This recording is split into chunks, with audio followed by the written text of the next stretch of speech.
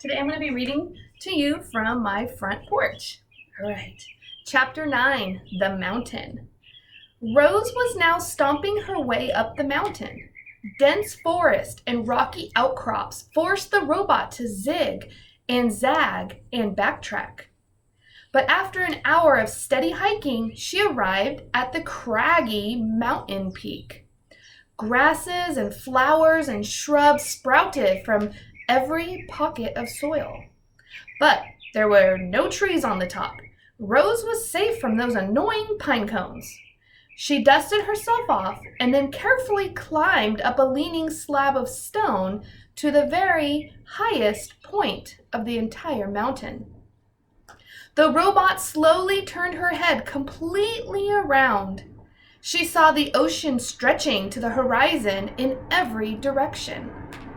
And in that moment, Rose learned what you and I have known since the beginning of this story. In that moment, Rose finally realized that she was on an island. Rose looked down and surveyed the island. Starting from the sandy southern point, the island grew wider and greener and hillier until it finally jutted up into the rocky cone of the mountain. In some places, the mountain fell away, leaving sheer cliffs. A waterfall rushed off one cliff and fed a river that wound its way through a great meadow. In the center of the island, the river flowed past wildflowers and ponds and boulders and then disappeared into the forest. Blurry shapes suddenly cut through the robot's vision. She refocused her eyes and saw vultures circling above the foothills. Then she noticed lizards warming themselves on a distant rock. A badger peeked out from a berry bush. A moose waded through a stream. A flock of sparrows turned in perfect unison above the trees. The island was teeming with life.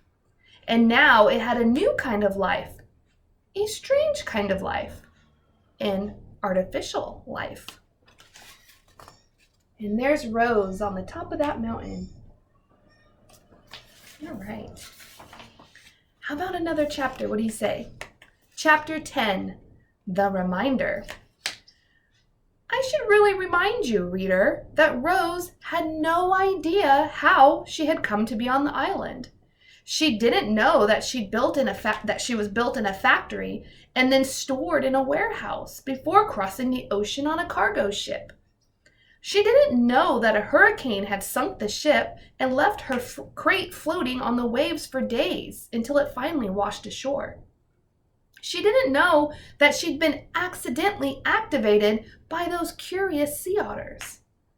As the robot looked out at the island, it never even occurred to her that she might not belong there. As far as Rose knew, she was home. All right, let's do one more chapter. I'm feeling good today. All right, it's kind of nice to sit in the sunshine and listen to the birds. All right, so let's do one more chapter. Chapter 11, The Robot Sleeps. Rose stood on the peak and watched the sun sink behind the ocean.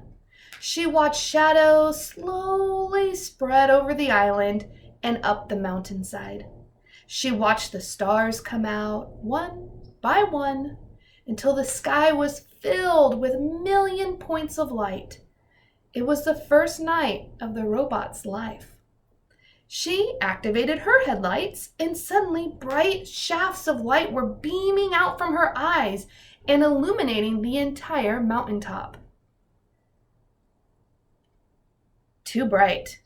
She dimmed them. Then she turned them off and sat in the darkness and listened to the chorus of nighttime chirps. After a while, our robot's computer brain decided it was a good time to conserve energy. So she sat and anchored her hands to the rocks. Her non-essential programs switched off. And then, in her own way, the robot slept. Ooh, look at this, the next chapter, The Storm. What do you think is going to happen here? Do you think it's going to be bad news for Rose, or do you think it's another chance for her to show that she can learn how to survive on her own? Let me know, and I will see you tonight at 1 o'clock or 6 o'clock. All right? Can't wait to see you guys. Bye.